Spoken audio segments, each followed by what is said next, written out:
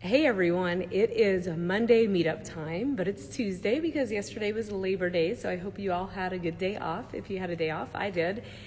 Today we're going to be talking about captain game leadership. There's a lot we can say about captains, but today the focus is going to be on how your captains can be great leaders on the sideline.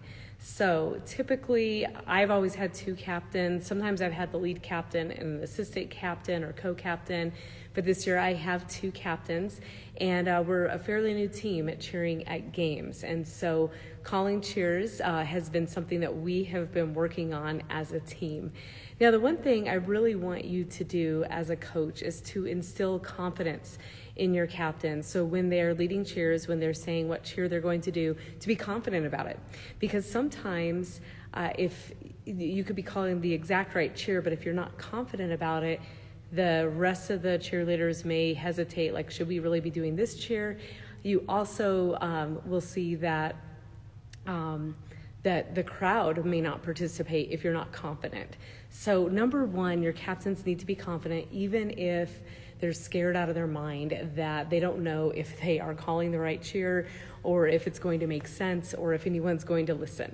So really instill confidence into your captains. Now, whatever sport you're cheering for, make sure your captains know it pretty well. I know that that's something that I am working on, and I have with previous teams, to make sure my captains understand when is a good time to cheer and when it's not a good time to cheer, as well as when to call offense, when to call defense, and when to maybe hold off on that offense cheer because we're on third down and it's third and long, and we hope we get that first down and we stay on offense. So make sure they know the sport that they're cheering for really, really well. It'll help give them confidence in what cheers to call. So I've shown this before. I have a binder for my captains, and inside it has a list of all of the cheers. They're all paper protected. And then I have a game plan that we do. And so we list out what we're doing for first quarter, what we're doing for third, for halftime, also for all of our timeouts, what we're going to do. And they have that right in front of them. So instead of looking at the giant list of maybe 75 cheers, they're going to be able to look very specifically like this is a good timeout cheer for this point in the game. So you want to make sure they have just something a little more condensed, so it'll help them when they're in a game time situation or your team's about to score or you're really trying to hold that line so the other team doesn't score if you're doing football. So have some kind of binder or something that they can look at. Your captains need to know the cheer list inside out. So I know the cheer list really, really well. So automatically I'm like, oh, they got to do this cheer, this cheer, this cheer. And so your captains need to know their cheer list inside out. So it's just only natural when something happens in the game, they go ahead and call that cheer.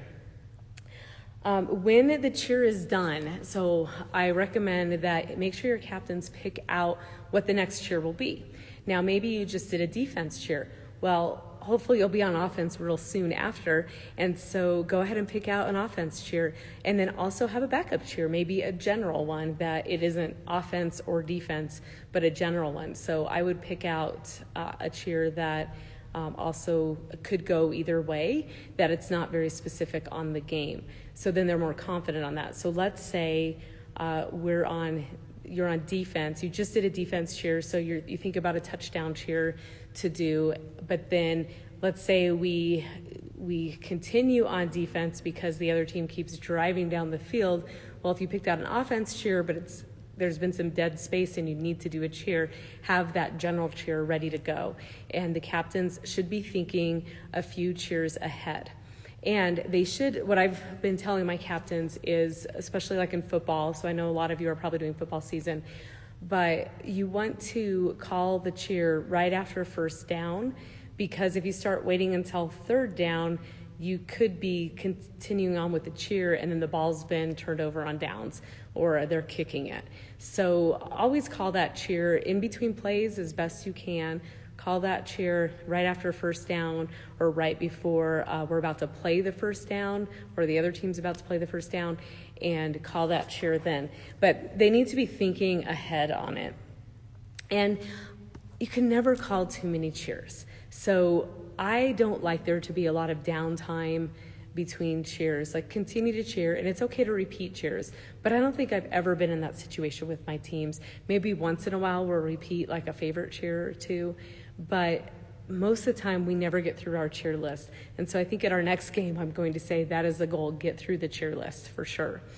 So make sure that your captains feel really confident that it's okay to do another one, because the crowd really enjoys it. I know at the school I'm at, they haven't had a cheer team in a few years, so they've really enjoyed watching the cheerleaders. And if they're cheering at the appropriate times, typically between plays, then the crowd has something to watch while they're setting up for the next play. So just tell your captains to call as many cheers as they possibly can. And again, I want to reiterate confidence. They will have more confidence if they understand the sport they're cheering for. They will have more confidence if they know that cheer list inside out and they understand when they're going to be yelling, hold that line or push through that line. There's a difference there, defense and offense. Hold that line, defense, push through that line, offense. And so you really want to make sure they understand the differences between those cheers so they can better call those cheers. And don't take for granted, like I've known football my whole life, and so I have as a coach taken for granted some pretty basic things that my team should know about football as well as other sports, and sometimes they don't. So make sure you're teaching them. My husband's a football coach, so I'm actually going to have him come in and share some of the basics with the team. I started looking on YouTube for some basics, but I thought it might be more fun, and you could have a football coach come in and do that for you so they understand the basics, so they can really cheer well and have a ton of confidence. Not just for the captains to hear that from the coach, but also your whole team can learn more about it as well. So I'd love to hear your ideas of what you tell your captains to do as they are leading on the sidelines. And then also we will be addressing more captain topics as we go forward. I know if you can develop strong captains, it makes your job as a coach so much easier when you have empowered your captains to lead. And that's what I'm really trying to do as a coach. But number one is on the sideline. They're the one down there next to the team. I can't be directly next to them. I am in front of them, but a little ways away where it's hard for them to always hear what I'm saying. And so the more I can equip and empower the captains to be able to lead the cheers on the sidelines, the better they'll be, the better the whole team will look, the more confident the whole team will look. But what are your captain questions? Do you have some questions? It could be unrelated to sidelines, but something else, different topics that I need to address. Let me know. Thank you so much, coaches. This is Cheer Coach Academy. You can find out more at cheercoachacademy.com. Click on resources. There's a ton of free resources. There's also some other courses that you can get as a coach that will help you on stunting, that will give you choreography and other material that you need for the season. And definitely check out cheercoachacademy.com. There are some offers right now. If you use the discount code SAVE60, you save $60 on season 1, which is all the choreography you're going to need for the season for sidelines and halftimes. And then if you use Get 50, you get $50 off of Stunt School. So check that out. And if you have anything you want to send me, go to Gina@cheercoachacademy.com. Thanks so much. Let me know what you want to know about captains. Bye.